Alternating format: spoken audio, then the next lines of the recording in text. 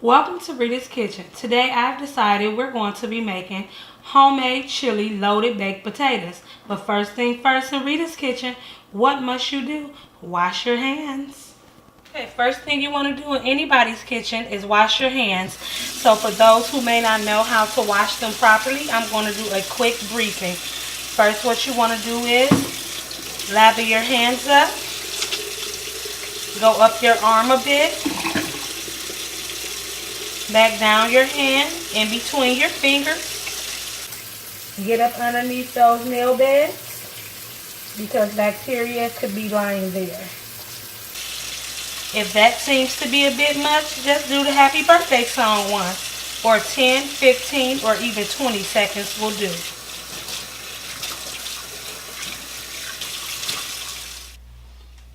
Okay, now that I'm back, my hands are clean.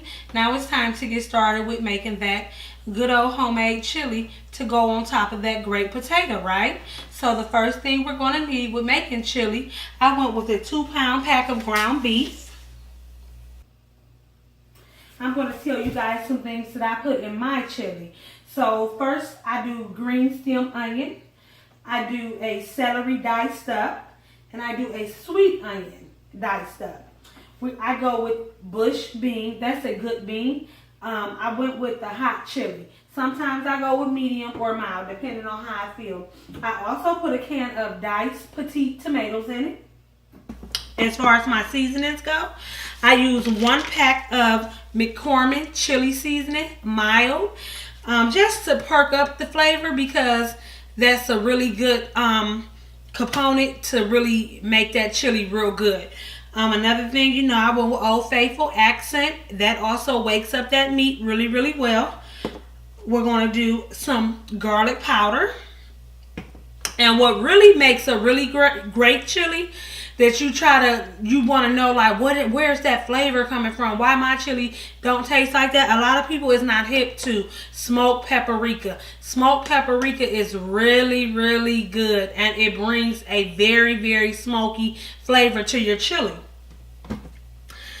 To perk up that spice, a little thing of cayenne, about a tablespoon in a pot of chili. Of course, I love my minced garlic. Fresh ground black pepper. Another thing that people probably would say in chili, yes, oregano. Oregano is a very, very good awakener in your pot of chili. And, of course, chili powder. Now, with all that being said, I usually actually use mushrooms in my chili, but today I decided not to. So if you guys want to put some mushrooms in there, trust me, very, very good. And also some Italian sausage. If you eat pork, the pork will be good for you pork eaters, but of course, I eat the turkey Italian sausage in mine. So now let's get started with forming this pot of chili. So, I've already melted 2 tablespoons of butter and a tablespoon of olive oil, and I mixed it because it was actually melted and getting hot. And what that olive oil do with that butter, it allows it not to actually burn. So we're going to go ahead and get ready to start sauteing these veggies down. Let them sweat out a bit. Then I'll add my meat. So we got about 5 to 8 minutes on these veggies, and then I'll add the meat. So that's my sweet onion. That's my green stem onion. That's my celery diced. And of course, minced garlic. That was about 2 tablespoons. And we're going to let that sweat out a bit. And then in about, again, 5 to 8 minutes, we'll add the meat and start letting it brown. And the reason we do the veggies first, that way your veg is soft to the taste when you get ready to eat your pot of chili. So that's why you don't want to add your veg and your meats all together. You want your veg to cook at least 80% of the way, and then the rest of the way with your meat. That way it's done. So be back in a sec.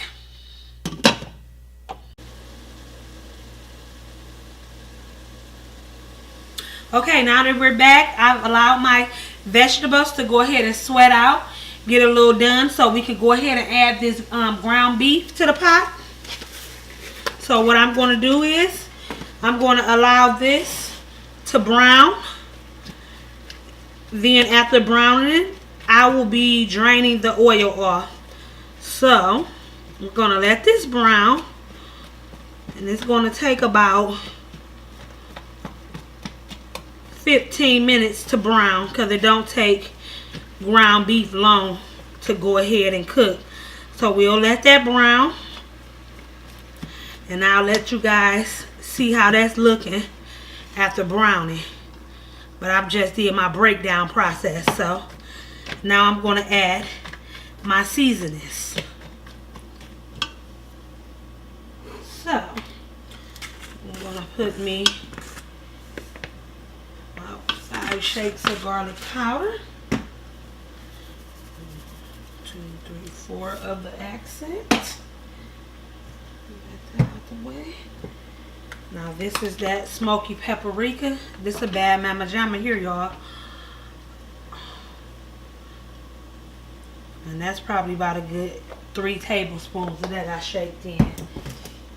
Now with that chili powder, we're going to shake some of that in. And I know it seems like, oh, that seems like a lot. No, no, no, no. What it is a bunch of great flavors dancing around on your palate. And this chili powder is taking too long, so I got to open it up. We're going to set that aside. We're going to get us some oregano. And you can use fresh oregano, but I feel like for chili dried is a really good way of tasting it, like all over. Like you ain't got to spend a lot of money and you still want to get the same effect. This cayenne pepper, we're going to shake a bit of that. That's about a tablespoon. And we're going to do some pepper, black ground pepper. That's about a tablespoon.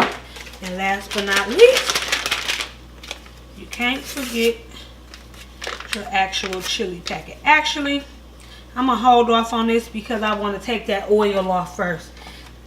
I don't want that to get through down the drain. Be back in a minute. We're going to let this brown out. Okay, now that I'm back, I've allowed my meat to go ahead and brown. And I've also poured that excess oil off of it so it won't be oily. I am not a fan of oily foods. So I'm going to go ahead and let the cameraman himself, One Hell of a Writer Productions, come in and get a shot of this greatly ground beef meat to show you guys how it's supposed to look. Okay, this is how your ground meat is supposed to look. It's nice and moist. Take all that oil off again. You don't want an oily pot of chili. That is not what I'm showing you guys how to do. But what we're going to do, we're going to add that packet of mild chili seasoning, McCormick brand. Any brand you want to use is okay with me, as long as you like it. We're going to mix that in.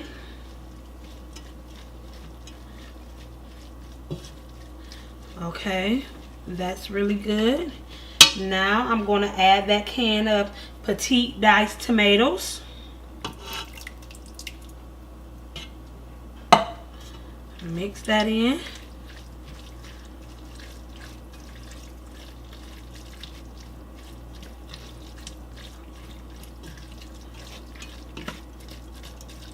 Now I'm going to add that can of Bush's chili beans, hot chili sauce. I'm not going to drain it. I like to use the actual liquid from it.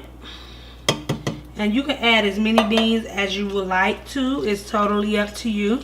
I'm going to mix that around. As you guys see, my chili is coming to a very great pot of chili here. Now what I'm going to do, I'm going to put 2 cans of water in here and let this simmer for about 30 minutes. So 1 second.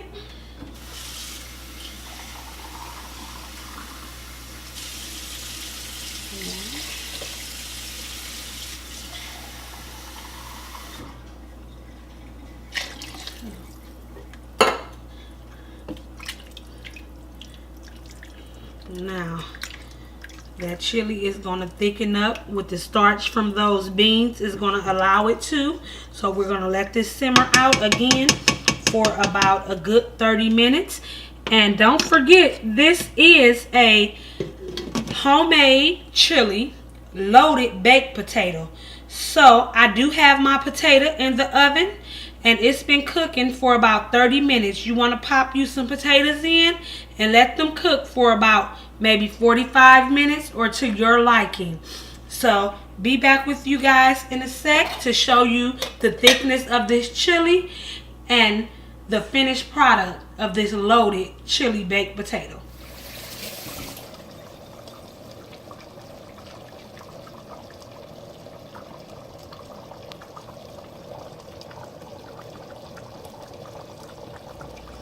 Okay, so now I've allowed the chili to go ahead and simmer and to get a bit thickened. It's looking really good. And now it's time to plate up and show you guys what this chili is looking like. Again, this is a homemade chili loaded baked potato. So my potato is done. For those of you, I did bake it. I wrapped it in some foil and allowed it to bake for 45 minutes. So that's my potato.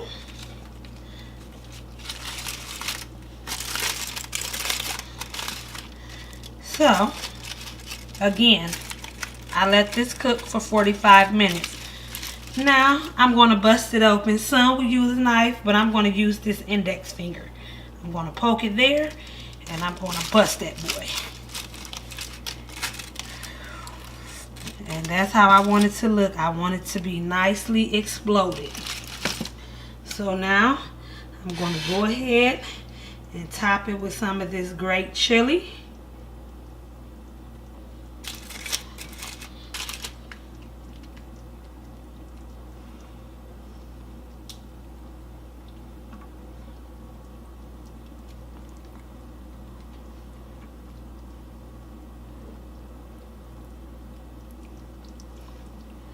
And we're going to put some shredded Kobe Jack cheese.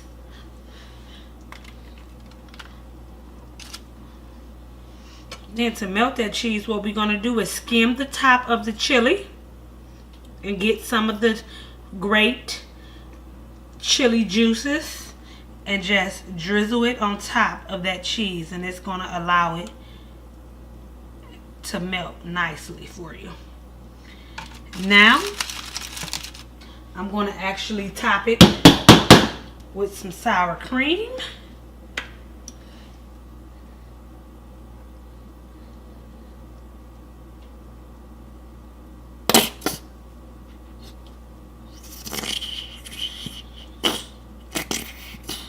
And there it is. And I'm going to finish it off with some beautiful fresh parsley.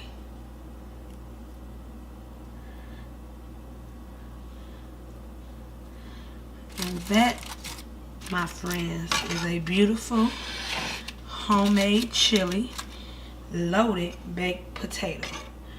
Now, to go back to this chili pot, I want to let you guys know a few other things I added to my chili because I tasted it and it needed a little bit of pumping up. Some things that I forgot. I'm human, so let's go. I added some Worcestershire sauce to your liking, and I thought it could use some Lawry's seasoning salt and a dash of cumin. That cumin is a very raunchy taste. It's very hard to the palate, but very good. It brings some real great flavors out with everything else we got going on. So that's a great pot of homemade chili if you ask me. Again, look at that. That is amazing.